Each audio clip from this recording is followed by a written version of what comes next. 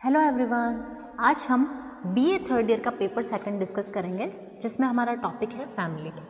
ये fourth unit का topic है। यह यूनिट फोर्थ का टॉपिक है हमारा फैमिली। देखिए, फैमिली मीन्स हमारा परिवार। जब हम फैमिली या हम परिवार कहते हैं ना, तो हमारे दिमाग में क्या चीज़ आ जाती है? हमारे फैमिली के जो मेंबर्स होते हैं ना, हम इनको याद करने लग जाते हैं। अच्छा, हमारा परिवार कौन है? अगर हमसे कोई पूछेगा तो हम कहेंगे मेरे मम्मी पापा, मैं, मेरे भाई बहन, मेरे दादा दादी और मेरे चाचा। ये मीन्स आपकी फैमिली में रहने वाले जितने लोग हैं ना, आप उन सबको इस टाइम पे याद कर लोगे। ये बेसिकली आपका परिवार होता है ना।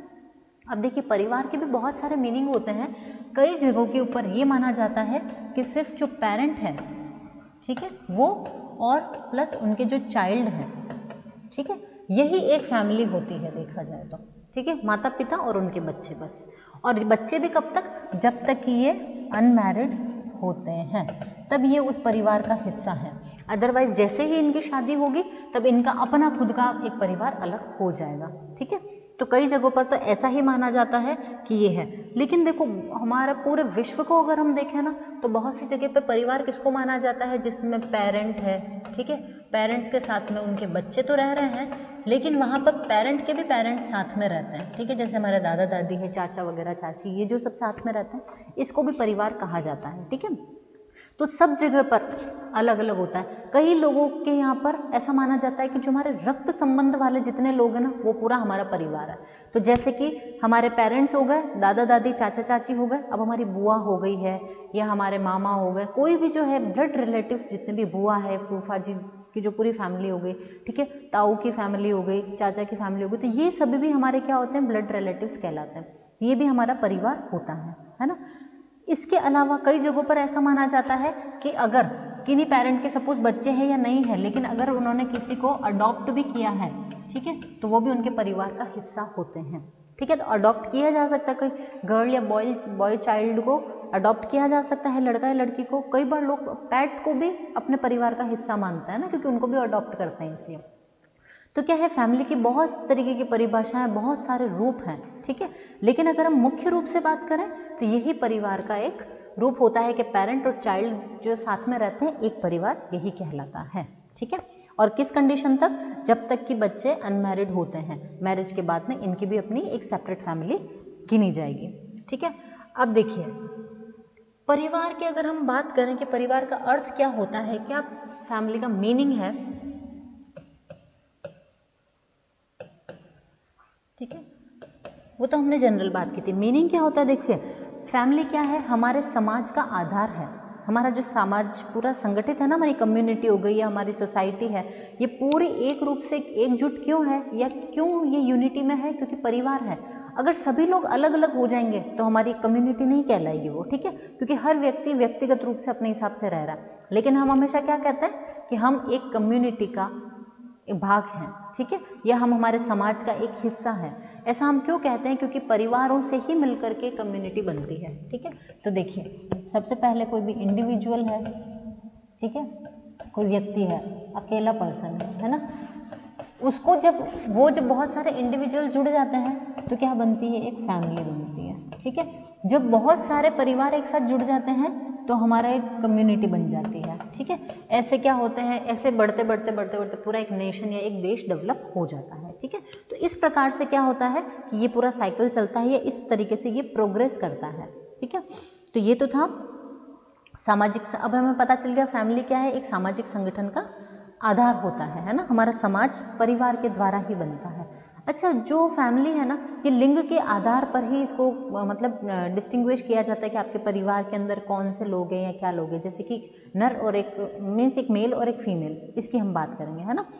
तो क्या है कि इस हिसाब से देखा जाए तो बहुत ही छोटा है, क्योंकि एक मेल होगी फैमिली में और एक मेल और एक फीमेल, इस तरीके से दोनों होंगे। ठीक है, तो अब देखिए, चाहे आपके परिवार के अंदर चाहे दादा दादी है, मम्मी पापा है, भाई बहन है, लेकिन देखा जाए अगर जेंडर बेसिस पे तो सिर्फ दो ही तरीके के जेंडर है, एक मेल है एक फीमेल है फैमिली के अंदर। ठीक है, तो इस हिसाब से बहुत ही छोटा सा एक रूप होता है। ये क्या करता है? बच्चों के उत्पादन मीन्स बच्चों की उत्पत्ति से रिलेटेड होता है। ठीक है, बच्चे पैदा होंगे परिवार में, साथ ही उनका जो पालन पोषण होगा, ठीक है, उसके बारे में ये क्या करता है? हमको एक बात करता है। ठीक है, क्योंकि अगर फैमिली है तभी बच्चों की उत्पत्ति हो रही है, और फैमिली है तभी उन बच्चों का पालन पोषण हो रहा है। जिन बच्चों की फैमिली नहीं होती है तो उनका पालन पोषण बहुत मुश्किल होता है ना। इसलिए तो देखिए, अब हम बात करें कि हमारे समाज के अंदर फिर भी जेंडर के आधार पर अगर आप बात करो तो इसके अलावा उनकी स्वीकृति मान्यताओं, ठीक है, संतानोत्पत्ति की बात करो या बच्चों की लालन पालन या पालन पोषण जो होता है उसके आधार पर बात करो, तो हर फैमिली का अपना अलग अलग एजेंडा होता है या अपना अलग काम होता है। जैसे किसी फैमिली में जेंडर को बहुत ज़्यादा तोल दिया जाता है, लड़का लड़की में भेदभाव किया जाता है, कहीं पर नहीं किया जाता है। कहीं पे बच्चों का लालन पालन पोषण बहुत अच्छे से हो रहा है, कहीं पर नहीं होगा, ठीक है। कहीं पे संतान उत्पत्ति के ऊपर बहुत ध्यान दिया जाता है, लेकिन कई फैमिलीज ऐसी होती है जो अडॉप्ट करना पसंद करती है बच्चों को, ठीक है। तो ऐसे बहुत सारी अलग अलग तरीके की अपनी खुद की इनकी मान्यताएं या अपने रूल्स या अपनी जो थिंकिंग होती है ये सबकी डिफरेंट होती है, ठीक है। अब देखिए, जो फैमिली है ये एक यूनिवर्सल यूनिट है, मतलब आप बात करो तो अगर एक यूनिट है तभी हमारी कम्युनिटी बन पा रही है, ये चीज़ हमको पता है, ठीक है। तो अब हमारा जो सामाजिक जीवन है, ठीक है, जिसमें हम समाज में रह रहे हैं, अगर इसको हमको और आगे बढ़ाते जाना है ना तो उसके लिए परिवार बहुत ही ज़रूरी है, ठीक है। और परिवार कब बनेगा? जब एक मेल और फीमेल या शादी करेंगे, ठीक है, तो उसके बाद ही फैमिली बनेगी। तो हमारे समाज को निरंतर आगे बढ़ाने के लिए, नई पीढ़ी को लेकर के आने के लिए जो फैमिली जो है ये बहुत इंपॉर्टेंट होती है, ठीक है। तो ये क्या करता है? बहुत ही महत्वपूर्ण कार्य करेगा। इसकी वजह से हमारे जीवन की निरंतरता बनी हुई है। जैसे कि हमारे दादा दादी आए थे, उनके बाद हमारे पेरेंट्स इस दुनिया में आए, उसके बाद बच्चे आए, उसके बाद उनके वापस बच्चे आएंगे। तो इस तरीके से पीढ़ी दर पीढ़ी जब ये आगे चलते रहेंगे ना तो क्या होगी? जीवन की निरंतरता बनी रहेगी, ठीक है। और जिस जगह पे इसको स्टॉप कर दिया जाएगा वहां पर आगे की लीनेज बढ़ेगी ही नहीं, आगे की पीढ़ी ही नहीं आएगी उस जगह पर, ठीक है। तो ये तो होता है फैमिली का एक तरीके का फंक्शन भी हो गया है, ठीक है। अब देखिए, अगर हम बात करें फैमिली के बारे में तो बेसिकली अगर आप जनरल बात करो फैमिली कितने टाइप की होती है तो दो प्रकार की ही होती है, 2 टाइप्स की ही हमारी फैमिली होती है ना।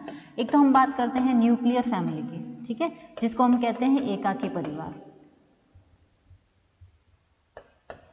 एकाकी परिवार।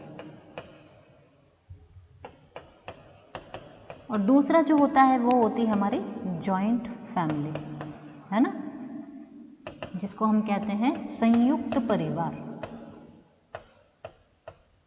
संयुक्त परिवार, है ना। एकाकी परिवार ऐसा परिवार जिसके अंदर क्या है, सिर्फ पेरेंट्स और उनके बच्चे यही रहते हैं, ये तो न्यूक्लियर फैमिली या एकाकी परिवार कहलाता है। और जॉइंट फैमिली को जब हम बात करते हैं तो इसमें हमारे सब रिलेटिव्स आ जाएंगे, दादा दादी भी साथ रह रहे हैं, चाचा चाची भी रह रहे हैं, ताऊ भी साथ रह रहे हैं, बुआ भी साथ रह रही है, या जो भी आपके रिलेटिव्स है जो साथ रहते हैं। तो जब एक बड़ा परिवार है तो वो आपका एक जॉइंट फैमिली है। न्यूक्लियर फैमिली जिसमें अकेले जो लोग रहना पसंद करते हैं, रहते हैं, वो होते हैं, ठीक है। तो ये तो थे एक बड़े रूप में अगर हम बात करें तो, ठीक है। अच्छा, वैसे ये संख्या के आधार पर भी हो गया है कि मीन्स फैमिली मेंबर कितने हैं उसके आधार पर। जैसे एकाकी परिवार जो है इसके अंदर ज़्यादा से ज़्यादा 4 या 5 मेंबर होंगे, क्योंकि या 3 मेंबर भी हो सकते हैं, दोनों कपल होंगे दंपत्ति, और उनका अगर 1 बच्चा है, 2 बच्चे, 3 बच्चे, 4 बच्चे, तो वो ये एकाकी परिवार। लेकिन जॉइंट फैमिली में तो बहुत ही लंबा होगा, जैसे पापा मम्मी के साथ में दादा दादी, चाचा चाची, ताऊ और ताई जी, ये तो रहेंगे ही, फिर अब उनके सभी के बच्चे। तो अब देखिए वो संयुक्त परिवार का साइज कितना बड़ा हो गया है ना। अब हम बात करेंगे कि हमारे इंडिया में फैमिली कितने टाइप्स की होती है, कितने प्रकार होते हैं हमारे भारत में फैमिली के।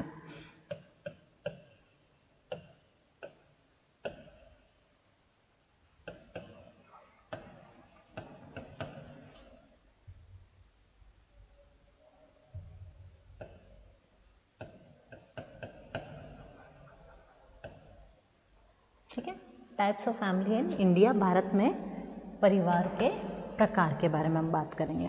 तो देखिए, हमारा जो इंडिया है ना, ये भौगोलिक रूप से, सामाजिक या सांस्कृतिक किसी भी रूप में अगर आप देखो ना तो फैमिली बहुत अलग होती है। मीन्स किसी की सोशल वैल्यूज अलग होती है, किसी का आर्थिक स्तर अलग होता है, तो परिवार उस हिसाब से हो जाएंगे, ठीक है। रिलीजियसली अगर हम देखें, सांस्कृतिक रूप से कल्चर देखें तो कल्चर का कितना डिफ्रेंसिएशन है हमारे इंडिया में। आप साउथ में जाओगे तो आपको एक अलग संस्कृति देखने को मिलेगी, आप उत्तर में जाओगे तो अलग मिलेगी, पश्चिम में जाओगे तो अलग मिलेगी, पूर्वी एरिया में जाओगे या पूर्वी स्थान में तो वहाँ पे अलग मिलेगी। तो इंडिया में जितने स्थान पर आप घूमते हो ना, उतना आपको कल्चर देखने को मिलता है, उतने रिलीजियंस देखने को मिलते हैं, ठीक है। हर थोड़े थोड़े किलोमीटर पर हमारी भाषाएं बदल जाती है ना। तो बहुत प्रकार की विविधता है हमारे भारत के अंदर, ठीक है। तो देखिए, इसी वजह से जो परिवार के सदस्यों की चाहे संख्या हो गई, चाहे विवाह हो गए, चाहे परिवार में पुरुष या स्त्री किसका डोमिनेटिंग पावर है, ठीक है, या किसकी सत्ता चल रही है उसके आधार पर, या फिर जहां हम रहते हैं हमारे निवास, या फिर जो हमारा वंश नाम है उसके आधार पर ही क्या है कि भारत के अंदर परिवारों का विभाजन किया गया है, ठीक है। तो देखिए, इसमें बहुत तरीके के परिवार हैं जिसमें हम सभी को डिस्कस करेंगे। सबसे पहला आता है संख्या के आधार पर, संख्या के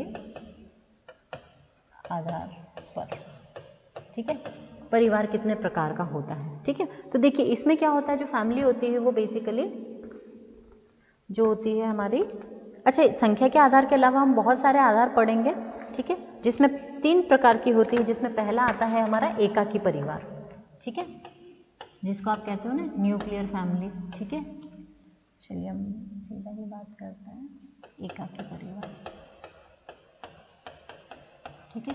एकाकी का मतलब हमको पता है, जहाँ पर क्या है अकेले अकेले से लोग रह रहे हैं, वो आपका एकाकी परिवार कहलाता है, ठीक है।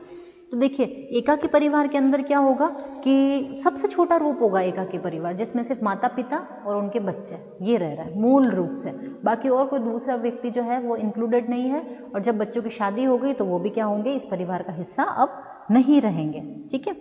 आजकल का जो हमारा मॉडर्न टाइम है ना, इसमें सबसे ज़्यादा फेमस जो है या सबसे ज़्यादा पॉपुलर या सबसे ज़्यादा पाए जाने वाली परिवार एकाकी परिवार ही है। क्यों? क्योंकि इसमें अधिकतर यही होता है कि शादी के बाद बच्चे जो होते हैं बाहर नौकरी करते हैं, तो शादी के बाद में वो सेपरेट ही रहते हैं। और आजकल यूजुअली लोग सेपरेट रहना ही ज़्यादा पसंद करते थे, इसलिए एकाकी परिवार जो है ये रूप हमारे समाज में ज़्यादा देखा जाता है। दूसरा आता है संयुक्त परिवार, ठीक है।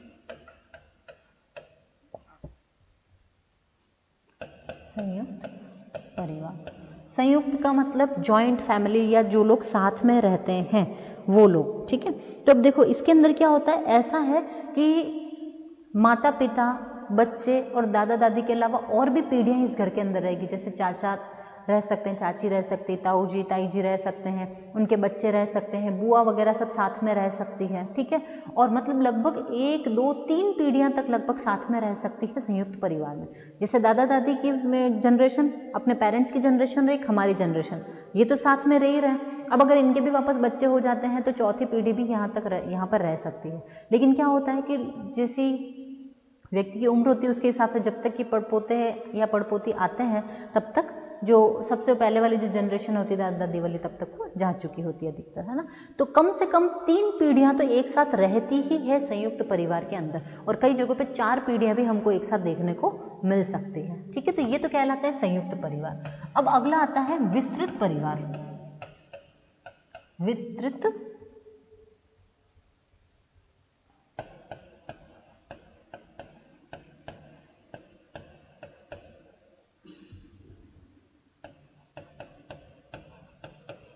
अब देखिए, विस्तृत परिवार है मतलब जो बहुत ही फैला हुआ या बहुत ही बड़ा परिवार है। अब विस्तृत से ही हमको समझ में आ रहा है, तो यहाँ पर क्या होगा, देखो यहाँ तो सिर्फ मदर फादर पेरेंट और बच्चे, यहाँ पर उसके अलावा जो और दूसरे हमारे सारे क्लोज है वो सभी परिवार के सदस्य रह रहे हैं। विस्तृत में जितने भी आपके रक्त संबंधी हैं, जितने भी हमारे रक्त संबंधी है ना, वो सब इसके अंदर आ जाते हैं। अब हमारे ब्लड रिलेटिव होने चाहिए, अब वो चाहे हमारे फर्स्ट कजिन हो, सेकंड कजिन, तो कोई भी हो, हमारा पूरा परिवार। जब हमारे घर में शादी का त्यौहार होता है, मुंडन का त्यौहार है, या किसी भी तरीके का कोई मतलब पारिवारिक कार्यक्रम किया जाता है ना, तब हम क्या करते हैं, हमारे सब ब्लड रिलेटिव्स को बुलाते हैं, है ना। हमारे चाहे कजिन्स भी हैं, उनके बच्चे भी हैं, उनको भी बुलाया जाएगा, और हमारे से जो पहले की जनरेशन के लोग हैं उनको बुलाया जाएगा। ये सभी हमारे रक्त संबंधी होते हैं, ठीक है। अच्छा, ये एक पक्षी भी हो सकते हैं, द्विपक्षी भी हो सकते हैं, ठीक है। अच्छा, रक्त संबंधी के साथ साथ में अन्य संबंधी भी आ सकते हैं, ठीक है। जैसे कि हमारे जो रक्त संबंध के लोग हैं उनके जो वापस रिलेटिव है वो भी इसके अंदर शामिल हो जाएंगे, ये आपका विस्तृत परिवार कहलाता है। ठीक है, इसमें पता है क्या होता है, कई बार हमको पता भी नहीं होता है कि हम इनसे कैसे कनेक्टेड है या हमारी रिश्तेदारी किस प्रकार से है इनसे। ऐसे भी लोग हमारे परिवार में होते हैं, तो उनसे हम कब मिलते हैं, जब हमारे फैमिली के अंदर कोई बड़ा सेलिब्रेशन होता है ना, तो उसके अंतर्गत आप इन सब लोगों से एक साथ मिलोगे, तो ये आपका विस्तृत परिवार कहलाता है। ठीक है, ये तो था परिवार में सदस्यों की संख्या के आधार पर, है ना, ये था सदस्यों की संख्या के आधार पर ये परिवार थे कि परिवार में कितने लोग हैं। ठीक है, अब हम बात करेंगे अगले टाइप की, सेकंड टाइप की। दूसरा है टाइप इसका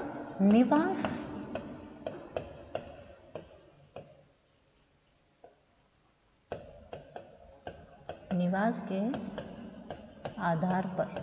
ठीक है, कि आप कहाँ पर रहते हो उसके आधार पर। निवास मीन्स हमारा जो रहने का स्थान होता है ना, उसकी बात हम करेंगे। ठीक है, तो देखो इसमें जो होता है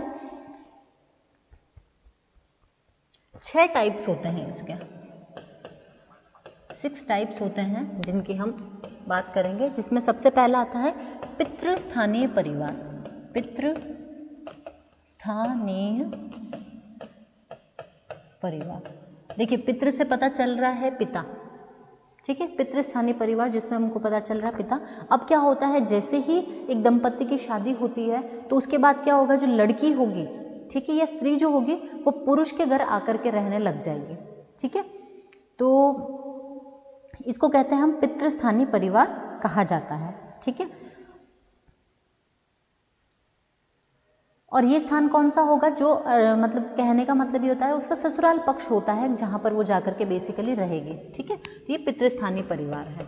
अगला कहलाएगा मातृस्थानीय परिवार। ठीक है, मीन्स जो मैटरनल फैमिली जो होती है हम उसकी बात करेंगे। अब इससे हमको समझ में आ रहा है मातृस्थानीय परिवार, मातृ का मतलब माता जहां पर रहती हो वहां का परिवार। ठीक है, तो शादी के बाद में जब लड़के और लड़की की शादी होती है या मेल फीमेल की शादी है, तो जो मेल पर्सन है या व्यक्ति है वो आकर के अपनी फीमेल के घर में आकर के रहने लग जाता है, तो वो मातृस्थानीय परिवार कहलाता है। ठीक है, ये दूसरा इसका टाइप हो गया। अगला टाइप होता है नवस्थानीय परिवार। नवस्थानीय परिवार। ठीक है, अच्छा नवस्थानीय परिवार है ना, अब वो इन दोनों के बिल्कुल ऑपोजिट हो जाएगा। न तो शादी के बाद में लड़का लड़की अपने फादर के घर में या अपने ससुराल में रहेंगे, ना ही लड़की के मायके में रहा जाएगा। ठीक है, वो लोग क्या करेंगे, एक नई जगह पर जाकर के अपना एक परिवार या अपना एक घर बनाएंगे। ठीक है, तो वो क्या, कौन सी जगह कहलाती है, नवस्थानीय परिवार, या नई जगह पर जाकर के बस जाना या अपनी जगह बना लेना। ठीक है, वो कहलाता है नवस्थानीय परिवार। अगला टाइप है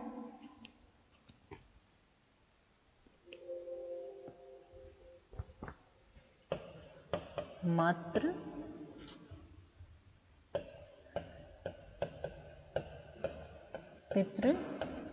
पितृस्थानीय परिवार।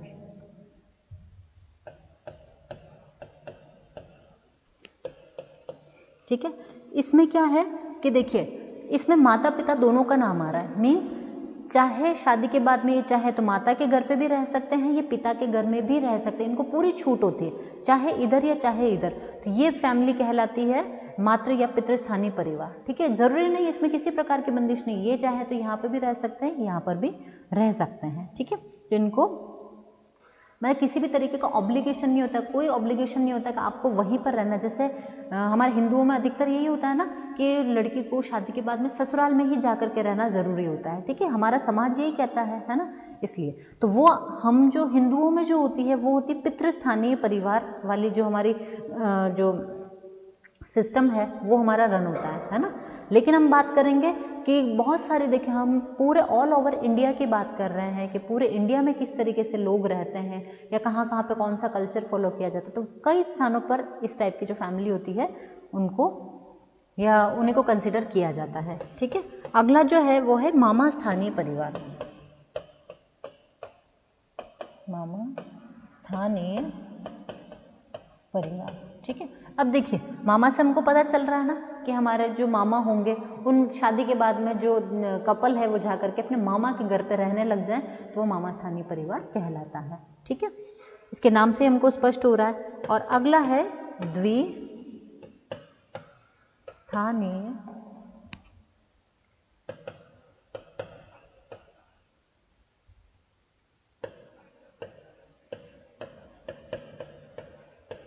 द्विस्थानीय परिवार। ठीक है, इस टाइप की जो फैमिलीज होती है ना, ये बेसिकली केरला में जो लक्षद्वीप है वहाँ पर इस टाइप की फैमिलीज पाई जाती हैं। ठीक है, वहाँ पर क्या होता है कि जहाँ पे उन लोगों का जन्म हुआ है ना वो लोग उसी जगह पे रहेंगे। ठीक है, जैसे एक कपल की शादी करी, लड़की जिस परिवार में है वो शादी के बाद अपने ही परिवार में रहेगी और लड़का जो है वो अपने ही परिवार में रहेगा जहाँ पे उसका जन्म हुआ है। ठीक है, अब क्या होगा, ये लोग नाइट के टाइम पे हस्बैंड अपनी वाइफ के घर जा सकता है, अपनी वाइफ के पास में जा सकता है, लेकिन मॉर्निंग के बाद में वापस से वो अपनी अपनी फैमिली में ही रहते हैं। ठीक है, क्योंकि जहाँ पे उनकी पैदा हुई है या जहाँ पे उनका बर्थ प्लेस है या बर्थ जिस फैमिली में हुआ है ना उन्हीं के साथ रहते हैं। ये कहाँ होती है, केरला में होती है और लक्षद्वीप में इस टाइप की फैमिलीज पाई जाती हैं। ठीक है, अच्छा, अगले जो हम परिवार की या फैमिली की बात करेंगे वो है अधिकार के आधार पर। अधिकार मतलब कि जो सत्ता होती है, ठीक है, वो किसके पास में रहेगी, किसका पावर चलेगा फैमिली के अंदर। ठीक है, उसकी तो उसके आधार पर जो फैमिलीज होती है ना ये कितने टाइप की होती है, 2 टाइप की होती है। 2 टाइप्स होते हैं इसके, जिसमें पहला आता है पितृसत्तात्मक परिवार।